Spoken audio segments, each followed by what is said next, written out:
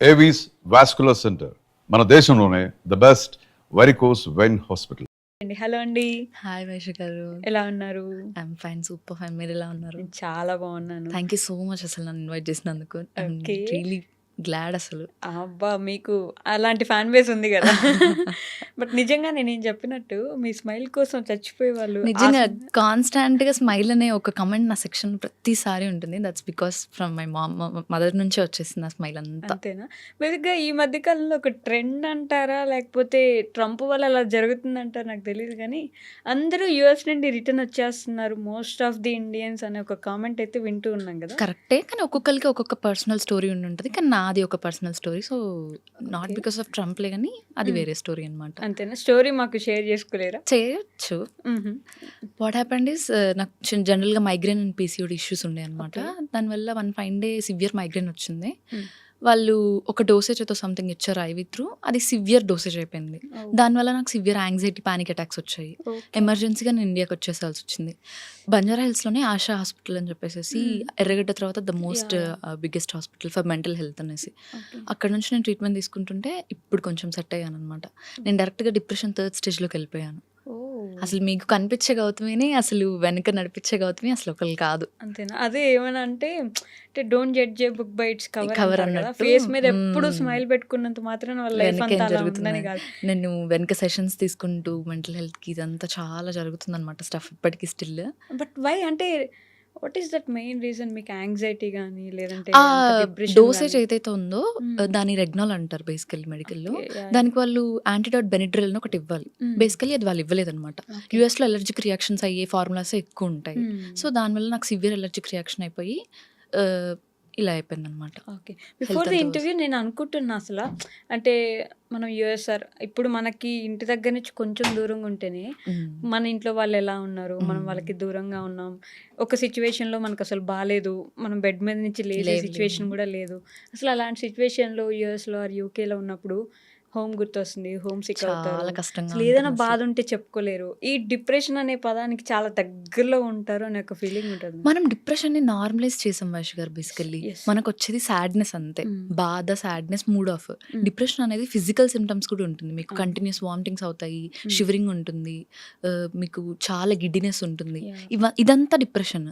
మెంటల్గా మీరు స్టేబుల్గా ఉండలేరు. మీ చుట్టూ 10 మంది ఉన్నా సరే మీకు ఏదో తెలియని భయం, అవును, మీరు దాన్ని కంట్రోల్ చేసుకోలేరు. సివియర్ యాంగ్జైటీ వస్తుంది, పానిక్ అటాక్స్ వస్తాయి.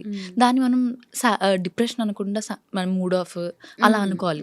మనం దాన్ని నార్మలైజ్ చేసేసి డిప్రెషన్ వచ్చేసిందిరా, నాకు డిప్రెషన్ అయిపోతుందిరా, నేను డిప్రెషన్లోకి వెళ్ళిపోతున్నాను అని ఇచ్చేసేసాం. కానీ వన్స్ నాకు అది వచ్చేంత వరకు తెలియలేదు. యూఎస్లో ఉంటారు అందరూ స్లైట్ డిప్రెషన్కి వెళ్ళే ఛాన్సెస్ ఉంటాయి మేబీ, బాగా హోమ్ సిక్ అయ్యే వాళ్ళకి. కానీ బేసికలీ డిప్రెషన్ కాదు అది, జస్ట్ మూడ్ ఆఫ్ లేకపోతే సాడ్నెస్ అంతే. బట్ ఈ పానిక్ అటాక్స్ అనేది చాలా డిఫరెంట్ కదా. Have you ever faced that? అంటే అవ్వట్లేదు, ఇంకా నిలబడలేరు, చెప్పలేరు, చెప్పలేము, అసలు చాలా ఇబ్బందిగా ఉంటుంది. నేను వినేదాన్ని, అమ్మో వాళ్ళకి పానిక్ అటాక్స్ వచ్చాయంట, యాంగ్జైటీ అటాక్స్ వచ్చాయంట. మనకు వచ్చేదాకా తెలియదు అది ఎలా ఉంటుందో. నాకు అసలు ఒక 3 days పట్టింది అది యాంగ్జైటీ అటాక్ అంటారు దాన్ని అని అర్థం చేసుకోవడానికి. నేను మళ్ళీ యూఎస్లో రిటర్న్ ఎమర్జెన్సీకి వెళ్ళి అడ్మిట్ అయినప్పుడు వాళ్ళు కనిపెట్టారు ఇది లేదు, ఇది సివియర్ యాంగ్జైటీ పానిక్ అటాక్స్ లా వస్తుంది తనకి. కంటిన్యూస్ వామిటింగ్స్ కానీ, నాకు షివరింగ్, భయం అనే ఫీలింగ్, ఎవరో వచ్చి మనల్ని చంపేస్తారని ఫూలిష్ ఫీలింగ్. ఓకే, మనకు అది భయంగా ఉంటుంది, కానీ అవతల వాళ్ళకి చాలా ఫూలిష్ గా ఉంటుంది. అది సఫర్ అయ్యే వాళ్ళకి తెలుస్తుంది. కానీ దాన్ని ఎప్పుడు నేను బయటకు తీసుకురావాలని అనుకోలేదు. ఇప్పటిదాకా ఎవరికి తెలియదు, నా ఫాలోవర్స్ కి కూడా, ఓన్లీ నా ఫ్యామిలీ మెంబర్స్ కి, ఇంకా నా ఫ్రెండ్స్ కి, క్లోజ్ ఫ్రెండ్స్ సర్కిల్కి. సో యుఎస్లో మెడికల్ గురించి మాట్లాడుతున్నాం కాబట్టి అక్కడ సిస్టమ్ ఎలా ఉంటుంది అంటే, మనకి హెల్త్ బాగాలేదు, ఇప్పుడు మనకంటే బాగాలేదు, నెక్స్ట్ మినిట్ అపాయింట్మెంట్ తీసుకుని వెళ్ళిపోతాం. యూఎస్లో చాలా కష్టం మహేష్ గారు, చాలా అంటే చాలా కష్టం. మీరు అపాయింట్మెంట్ తీసుకోవాలంటే ఎప్పటి నుంచో ప్లాన్ చేసుకోవాలి. ఎమర్జెన్సీకి వెళ్ళారా లక్షలు అయిపోతాయి. మీరు ఇన్సూరెన్స్ పే చేసుకున్నా సరే క్లెయిమ్ చేసుకోవచ్చు, కానీ ఎమర్జెన్సీకి వెళ్ళారంటే అయిపోయినట్టే. మీరు ఏమున్నా సరే, మీకు జస్ట్ కోల్డ్ ఫీవర్ ఉన్నా సరే మీరు ఖచ్చితంగా ఎమర్జెన్సీకి వెళ్ళాలి. ఓకే, మీరు ఇట్లా అపాయింట్మెంట్స్ తీసుకోవాలంటే మినిమం మనకు ఒక 2-3 months తర్వాత అపాయింట్మెంట్స్ దొరుకుతాయి. 2-3 months తర్వాత అంటే ఎందుకు ప్రతి ఒక్కరు అక్కడ ఏదో ఒక బాగాలేకుండా అక్కడ మెడికల్, నాకు అదే అర్థం కాదు, మెడికల్ తక్కువ ఉండడం వల్లనో లేకపోతే ఏంటో, కానీ జనరల్గా డెంటల్ అపాయింట్మెంట్స్ అయితే చాలా కష్టం. బేసికల్ యూఎస్లో యూకేలో ఉండే ప్రతి ఒక్కరికి తెలిసే విషయము. డెంటల్ అపాయింట్మెంట్ మినిమం 6-7 months పడుతుంది మనకు దొరకడానికి. 6-7 months. మీకు జస్ట్ టూత్ పెయిన్ వస్తుందంటే మీరు ఎమర్జెన్సీకి వెళ్ళాలి. ఎమర్జెన్సీకి వెళ్తే లక్షల్లో అయిపోతుంది. బట్ అంటే అంత డెవలప్డ్ కంట్రీ అయినప్పుడు ఇది మెడికల్ కూడా పరంగా వాళ్ళు ఎందుకు అలా ఉంటారో బ్యాక్‌లో నాకు అర్థం కాదు. మన ఇండియాలో చూసుకుంటే వీధికి ఒక హాస్పిటల్ ఉంటుంది. మీరు చిటికేస్తే వెళ్ళిపోవచ్చు. నిజం, true. మీకు వెంటనే ఏదో ఏది ఒక వచ్చినా సరే వెళ్ళిపోతాం అంతే. అది దొరికేస్తుంది మీకు. అక్కడ చాలా కష్టం. ప్రతిదీ ఎమర్జెన్సీ త్రూనే వెళ్ళాలి. నాకు కూడా అలానే అయింది. నేను 3 టైమ్స్ ఎమర్జెన్సీకి వెళ్ళాల్సి వచ్చింది. వాళ్ళు చాలా బిల్ వేసేసారు. బట్ ఫైనల్లీ వాళ్ళది మిస్టేక్ కాబట్టి మేము తిరిగి క్లెయిమ్ తీసుకోగలిగాము మనీ అంతా. ఓకే, So, ఇది వాళ్ళ వచ్చేసాం. మిస్టేక్ అని వాళ్ళు వాళ్ళు యాక్సెప్ట్ యాక్సెప్ట్ చేశారు. ఓకే. సో ఈ ట్రంప్ గురించి మేము ఏదైతే వింటున్నామో ఇక్కడ ఉండి అదంతా ట్రూనా? అంటే మరి అంత ఇబ్బంది పెట్టేస్తున్నారు అక్కడ? ఆయన అడ్మినిస్ట్రేషన్ ఎలా ఉంటుందంటే కింగ్ అడ్మినిస్ట్రేషన్‌లా ఉంటుంది. నేను ఒత్తి పెట్టి చెప్పాలి, ఓకే. నేను చూపించాలి నాది అన్నట్టు. దానివల్ల ఎవరు సఫర్ అవుతున్నారు? అనవసరంగా స్టూడెంట్స్ సఫర్ అవుతున్నారు. అక్కడ సిటిజన్స్ సఫర్ అవుతున్నారు. అందులో మేము కూడా సఫర్ అవుతున్నాము. అనవసరంగా టాక్సెస్ వేస్తాడు, ఇదంతా tariffs అని చేస్తాడు. చెప్పేసి, అది ఇది చాలా పూటకొక రూల్ తీసుకొచ్చేసి పెట్టేస్తాడు. ఇప్పుడే ఓపీటీ అట్లా అంటాడు, నెక్స్ట్ సెకండ్ మళ్ళీ ఇట్లా అంటాడు. చాలా కష్టం. ఎలా ఉంటున్నారో అందరూ కానీ ఫైనల్ నేను సమ్హౌ బయటపడిపోయాను. ఓకే, అంటే పూర్తిగా వచ్చేయడానికి కారణం ఇదేనా? బేసికల్లీ మాస్టర్స్ తర్వాత అందరిలానే నేను కూడా జాబ్ చేద్దాం అన్నట్టే అనుకున్నాను. పేరెంట్స్‌కి కూడా అదే ఇంట్రెస్ట్ ఉండింది. కానీ ఏదైతే ఇది చెప్పానో అక్కడ హెల్త్ సపోర్ట్ చేయట్లేదు అనమాట. నేను వచ్చి ఇక్కడ 2 months ట్రీట్మెంట్ తీసుకున్న తర్వాత మళ్ళీ నేను వెళ్ళాను. ఓకే. వెళ్ళి గ్రాడ్ వాక్ చేశాను. 1 month ట్రై చేశాను. లేదు, సపోర్ట్ చేయట్లేదు అనమాట. ఆ వెదర్ కానీ ఇంకా అక్కడ ఎలోన్గా ఉండడం వల్ల నాకు ఇంకా థాట్స్ ఎక్కువ పెరగడం అదంతా. అంటే లేదు, ఖచ్చితంగా బ్యాక్ వచ్చేయడమే బెటర్ అన్న ఆప్షన్ ఇంకా డిసిషన్ తీసుకొని వచ్చేసాం. బట్ అంత ఈజీ అయిందా? అంత ఈజీ డిసిషన్ కాదు. చాలా సఫర్ అయ్యాము. పేరెంట్స్‌కి కూడా చాలా హోప్స్ ఉంటాయి కదా అక్కడి దాకా పంపించినప్పుడు. మనం వెళ్ళేటప్పుడే చాలా ఖర్చు పెట్టి ఎక్కడెక్కడో అప్పులు తీసుకొని ఇంకా రిలేటివ్స్‌కి ఇది మంచి ఛాన్స్ అన్నమాట. వచ్చేసింది వెనక్కి. పెద్ద వెళ్ళింది ఏదో చేద్దామని వచ్చేసింది వెనక్కి అని చెప్పి. కానీ ఎండ్ ఆఫ్ ది డే ఇప్పుడు మన హెల్త్ చూసుకోవాలి. మన హెల్త్‌కి ఇంపార్టెన్స్ ఇవ్వాలి. సో పేరెంట్స్ ఆఫ్ కోర్స్ నా డిసిషన్‌కే ఓకే అన్నట్టు వాళ్ళు హ్యాపీగానే రిసీవ్ చేసుకున్నారు. బట్ వెళ్ళేటప్పుడు ఎలా ఉన్నింది? అంటే in the first way roller coaster అదైతే. ఆ ఫీలింగ్స్ అసలు చాలా హెక్టిక్‌గా అయిపోయిందనమాట నా వీసా ప్రాసెస్. 10 daysలో కాలేజ్ రీఓపెనింగ్ ఉంది అని అంటే నా వీసా అప్పుడు యాక్సెప్ట్ అయింది. 10 daysలో నేను ఫాస్ట్‌గా షాపింగ్ చేసేసి అంత హడావిడిగా వెళ్ళిపోవాల్సి వచ్చింది. చాలా అడ్జస్ట్ అవ్వగలిగారా? అవ్వగలుగుతాము. ఇండిపెండెంట్‌గా అవుతాం చాలా. యూఎస్ ఏదైనా నేర్పించింది అంటే ఒక ఇండిపెండెంట్ ఉమెన్‌ని తయారు చేసింది నన్ను. ఇండిపెండెంట్‌గా కార్ డ్రైవింగ్ కానీ ఎవ్రీ సింగిల్ థింగ్ నేను చేసుకోగలుగుతాను అని. ఇక్కడ ఎంత ప్యాంపర్డ్‌గా పెరిగానో అక్కడ అంత ఇండిపెండెంట్‌గా ఉండగలిగాను. అదే కదా, ఏమైనా మీరే చేసుకోవాలి, ఇంకొకరు ఉండరు. బట్ యుఎస్ యూకేలో ఉండే వాళ్ళకి ఈ ఫ్రెండ్షిప్ వాల్యూ కూడా తెలిసి వస్తుంది అంటారు. ఎందుకంటే మన వాళ్ళు ఉండరు, మన పేరెంట్స్ ఫ్యామిలీ ఉండరు, అదే ఫ్యామిలీ. మనమే కలిసి ఉంటాం నలుగురు ఐదుగురం. అక్కడే అదే ఫ్యామిలీ. వాళ్ళతోనే ఫెస్టివల్స్ చేసుకుంటాము. అన్ని సాడ్నెస్ కానీ ఏదైనా సరే అదే ఫ్యామిలీ. కొన్ని రోజులు బాగుంటది, కొన్నిసార్లు పడదు. కొంతమందితో అడ్జస్ట్ అవ్వలేము. నాకు దొరికిన వాళ్ళు మాత్రం చాలా బాగా దొరికారు. వాళ్ళు చాలా బాగా రిసీవ్ చేసుకున్నారు. లిటరల్లీ వాళ్ళ వల్లే సేవ్ అయ్యి ఈరోజు ఇంత సేఫ్గా ఇండియాకి వచ్చానంటే వాళ్ళ వల్ల. మీకు చెప్తుంటే కూడా నాకు గుజంస్ వస్తున్నాయి చూడండి. అంత వర్స్ట్ ఎక్స్పీరియన్స్ నుంచి బయటపడ్డాను నేను. చాలా అసలు అమ్మో చాలా అసలు ఇంకా మా పేరెంట్స్ అసలు తట్టుకోలేకపోయారు ఆ భయంని. అసలు ఎవరికి తెలియదు ఇది. ఇప్పటిదాకా చెప్పని కూడా చెప్పలేదు ఎవరికి. మేమే 6 months నుంచి నేను మెడికేషన్ తీసుకుంటూనే ఉంటున్నాను. నా మోస్ట్ సేవియర్ వారియర్ అంటే మా చెల్లి. జనరల్గా మనం చెల్లికి అక్క ఉంటారు కదా, నాకు మా చెల్లి అనమాట. తనే హాస్పిటల్ విజిట్స్, డాక్టర్తో మాట్లాడడం, చూసుకోవడము.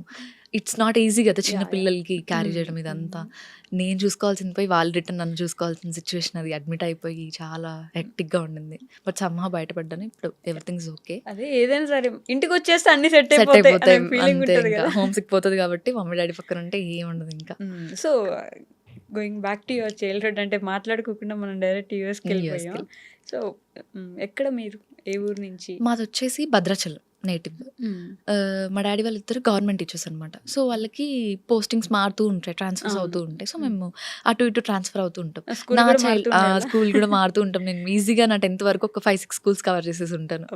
ప్రతిసారి అడ్జస్ట్ అవ్వాలి స్కూల్కి వెళ్ళిన ప్రతిసారి. అప్పుడు ఫ్రెండ్స్ కూడా తక్కువ ఉంటారు. నా 7th వరకు మాత్రం నేను అటు ఇటు తిరగాల్సి వచ్చింది. 7th నుంచి కాన్స్టెంట్గా ఖమ్మంలో సెటిల్ అయిపోయాం. సో మమ్మీ వాళ్ళే ఎటు ట్రాన్స్ఫర్ అయిపోయినా వాళ్ళు అప్ అండ్ డౌన్స్ చేయడం స్టార్ట్ చేశారనమాట. కానీ అక్కడ ఇల్లు కట్టించేసుకొని మేము ఖమ్మం నుంచి సెటిల్ అయిపోయాం. అక్కడ నుంచి నా స్టడీ ప్రాపర్ మొత్తం ఖమ్మం అయిపోయింది. దాని ముందు చైల్డ్హుడ్ అంటే మీకు మనుగురు ఐడియా ఉండి ఉంటుంది, ఏడుళ్ళ బయ్యారం అని చెప్పేసి భద్రాచలం అవతల అక్కడ అనమాట చైల్డ్హుడ్ అంతా. ఎలా ఉండేది? అంటే మంచి స్టూడెంట్, బాగా చదువుకునే వాళ్ళ? ఇద్దరం, నేను చెల్లి మంచి స్టూడెంట్స్. ఇంటర్‌లో ఇద్దరం ఎంపీసీనే తీసుకున్నాము. నేను సెంట్రల్ గవర్నమెంట్‌లో ట్రిపుల్ ఐటీ జబల్పూర్ మధ్యప్రదేశ్‌లో తీసుకున్నాను. మా ఓహ్! చెల్లి వచ్చేసి ఐఐటీ వారణాసి అనమాట. వావ్! బీహెచ్. బానే చదువుకున్నారైతే. అంటే బేసిక్‌గా ఇదొకటి ఉంటది. పండిత పుత్ర పరమసుంఠః అని. మీరు పరమసుంఠులు కాదు. మీరు కూడా పండిత శిక్షులు ఇద్దరు అయ్యారన్నమాట. పేరెంట్స్ ఇద్దరు గవర్నమెంట్ టీచర్స్ కాబట్టి ఆఫ్‌కోర్స్ వాళ్ళు చాలా గైడ్ చేసి ఈరోజు మేము ఇంత దాకా నిల్చున్నామంటే వాళ్ళ వల్లే. స్ట్రిక్ట్‌గా ఉండేవాళ్ళా బాగా? స్టడీ విషయంలో స్ట్రిక్ట్‌గా ఉండేవాళ్ళు. అలా అని చెప్పి ఏ రోజు రుద్దేవాళ్ళు కాదు. హ్మ్. నీకు ఎంతవరకు వచ్చింది అంతవరకు. ఓకే. రాంది మంది కాదు. హ్మ్. మా డాడీ అదే చెప్తారు. వచ్చింది మంది, రాంది మంది కాదు. అంతే. రాంది మనం ఏం చేయలేము. హ్మ్. మనకొచ్చింది మనం తీసేసుకోవడమే అంతే. సింపుల్. ఓకే. బట్ కష్టపడి చదివించాలి ఇంట్లో కష్టపడి కూర్చోబెట్టి. కూర్చోబెట్టి కొట్టైనా సరే. మమ్మీ కొట్టేవాళ్ళు. కొట్టేవాళ్ళా? డాడీ ఎప్పుడు కొట్టరు. హ్మ్. డాడీ అంత స్ట్రిక్ట్ కదా. మమ్మీ మాత్రం స్ట్రిక్ట్‌గా కూర్చోబెట్టి చదివించేది. మేడం అట్లా మేడం అని పిలిచేవాళ్ళా?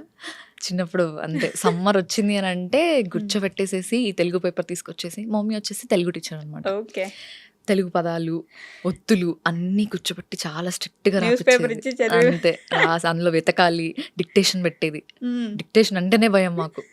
ఇవంతా చేసింది కాబట్టి ఇక్కడి దాకా వచ్చాం. మా ఫాదర్ వచ్చేసి మ్యాథ్స్ టీచర్ అనమాట. హుహు.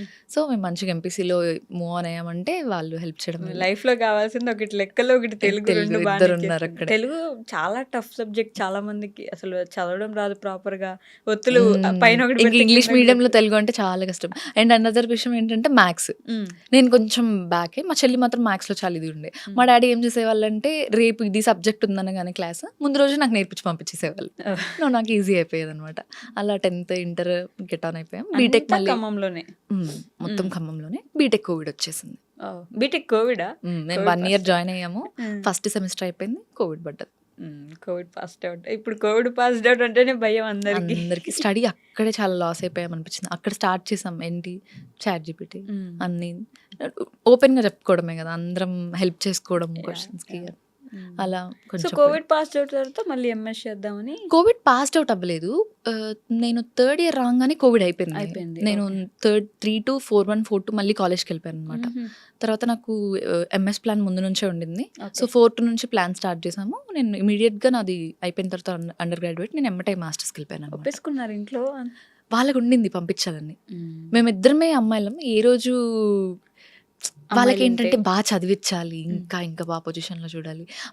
నాకు ఈ చిన్నపాటి ఒక ఫెమినిజం మన క్యారెక్టర్ స్టార్ట్ అయింది మా ఇంట్లో వాళ్ళ వల్లనమాట. ఓకే. అమ్మాయిలు ఎక్కడ తగ్గొద్దు. ప్రతి దానికి ఇది ఉండాలి. మా మమ్మీ మెయిన్‌గా. హ్మ్. మా మమ్మీకి 18 ఇయర్స్‌కే పెళ్లి చేసేసారనమాట. ఓకే. సో, తనకేంటంటే బాగా లేదు. 26, 27 వరకు పిల్లలు బా చదువుకోవాలి. ఇంకా హైయర్ స్టడీస్ చేయాలి. వాళ్ళు ఒక మంచి పొజిషన్‌లో ఉన్న తర్వాత పెళ్లి అవన్నీ అప్పుడు సెకండరీ అన్నట్టు. సో, వాళ్ళదే ప్లాన్. నేను ఓకే. మాస్టర్స్‌కెళ్ళాలి అని చెప్పి. హ్మ్. వాళ్ళే నన్ను ఒప్పించి నువ్వు చేయగలుగుతావు. మేము ఉంటాం వెనక అని చెప్పి హ్మ్. పంపించారు. సడెన్‌లీ ప్లాన్స్ అన్నీ చేంజ్ అయిపోయినాయి. ఇప్పుడే వచ్చేసారు. ఏంటి నెక్స్ట్ అనే ఆలోచన ఎప్పుడైనా వచ్చిందా? గాడ్స్ ప్లాన్ అనిపిస్తది నాకైతే. హ్మ్. వైషు గారు నాకు జనరల్‌గా దేవుడి మీద అంత నమ్మకం ఉండేది కాదు. భయం ఉండేది. హ్మ్. మా మమ్మీ పూజలు బా చేస్తుండే. నేను నా మాస్టర్స్‌లో 4-2 సెమిస్టర్‌లో 2 మంత్స్ సెమిస్టర్ స్టార్ట్ అయిపోయింది. నేను రిటర్న్ వచ్చేయాల్సొచ్చింది. హ్మ్. ఎమర్జెన్సీ మీద వచ్చేసాను. మా చెల్లి ఐఐటీ వారణాసిలో చదువుతుంది అని చెప్పాను కదా! హ్మ్. అప్పుడు తను కంటిన్యూ చేస్తుంది. ఓకే. ఎక్కడికెళ్ళినా నాకసలు సెట్ అవ్వట్లేదు. ఈ కాన్స్టాంట్ భయం అనే ఫీలింగ్ ఒకటి ఉండిపోయింది. హ్మ్. నేను ఇమ్మీడియేట్‌గా వారణాసి వెళ్ళాను మా చెల్లి దగ్గరికి. ఓకే. ఏదో మార్చేసింది నన్నక్కడ. ఆ శివుడి మాయనో లేకపోతే ఏంటో ఎంత పిచ్చి పట్టుకుందంటే నాకు, ఇంకా ప్రతిదానికి శివుడి లీలే. ఆయన ప్లానే. ఆయన వల్లే వచ్చానేమో. మేబీ అక్కడ నేను ఫిట్ అవ్వనేమో. ఆయన యాహ్! వల్లే యాహ్! యాహ్! ఆయనే పంపించేసాడేమో అనే హ్మ్. ఒక థాట్ ఎప్పుడు. సో, అది గాడ్స్ ప్లాన్ కాబట్టి ఎక్కువ వర్రీ ఏమి అవ్వలేదు. హ్మ్. నెక్స్ట్ ఏంటి అని ఆలోచించాల్సిన సిట్యుయేషన్ అంటే మేబీ మాస్టర్స్ డిగ్రీ నా చేతిలో ఉంది. నేను హ్మ్. మధ్యలో డిస్కంటిన్యూ చేయలేదు కాబట్టి. అవును. ఇక్కడికొచ్చిన తర్వాత దానికి వాల్యూ ఉంటుంది ఆఫ్‌కోర్స్ అవును. ఖచ్చితంగా. యాహ్! సో, ఆ ధైర్యంతోనే వచ్చేసాను. ఏదైతే హ్మ్. అదైంది చూసుకుందాం బట్ అన్నట్టు. వారణాసి అనుకోకుండాను, అనుకున్నది తెలియకుండాను చాలా మంది లైఫ్‌ని మార్చేస్తుంది. ఎగ్జాక్ట్‌లీ. మీరు వెళ్ళాక ఒకలా ఉంటారు. హ్మ్. అక్కడి నుంచి వచ్చాక ఒకలా ఉంటారు. బట్ హౌ అంటే ఏంటి అంత స్పెషల్ అబౌట్ ఆ వారణాసి? స్పిరిచువాలిటీ ఏం మార్చేస్తదో నాకు తెలీదు. నాకు చాలా లక్కీ అనిపిస్తది. మా చెల్లి 4 ఇయర్స్ అక్కడే చదివింది హ్మ్. చూసారా? హ్మ్. వారణాసి దగ్గరే. ప్రతిరోజు గుడికెళ్తది. ప్రతిరోజు గంగా హారతి ఆయన్ని మిస్ అసలు అవుతది. అంత దగ్గర నుంచి దగ్గర చూడడం, నుంచి గంగా అక్కడే హారతి చదువుకుంటూ చూసుకోవడం. అసలు చాలా మార్చేసింది ఇలా నా లైఫ్ నాది. హ్మ్. నా థాట్ ప్రాసెస్‌ని అసలు దేవుడి మీద నమ్మకం గాని యాహ్! అంతా ఆ! అది హైలైట్ ఏంటంటే స్పిరిచువాలిటీ మీద అంత పెద్ద నమ్మకం లేకుండా ఎళ్ళేసొద్దాం ఒకసారి ఎళ్ళేసొద్దాం అనుకున్న ప్రతి ఒక్కళ్ళకి మారిపోయారు. మారిపోయి వస్తారు. అదే కదా! అందులో నేను ఫస్ట్ ఎగ్జాంపుల్. హ్మ్. ఖచ్చితంగా చాలా అసలు అది చాలా మార్చేసింది. ఇప్పుడు ఆ డిసిషన్స్ మేకింగ్ గానీ ఇప్పుడు ఏదైనా ఒక ధైర్యం ఉందంటే దేవుడున్నాడు, శివుడున్నాడు, శివే చూసుకుంటాడు. చూసుకుంటాడు. ఆయనున్నాడు, నాకేంది మళ్ళీ ఇది ఇంకా. ఇచ్చాడంటే దానికి ఆయన కూడా ఆయన ఎప్పుడేదో ఉంటారు. సాల్వ్ చేసేస్తాడని ఒక నమ్మకం వచ్చేస్తుంది. అది ఉంటే ఇంకా ఏంటంటే అన్ని దాటేసుకుని వెళ్ళిపోతాం అనే ఒక ధైర్యం, దాటకపోయినా దాటిపిస్తాడేమోననే ఒక ధైర్యం అది అది ఉంటది. వచ్చేస్తుంది.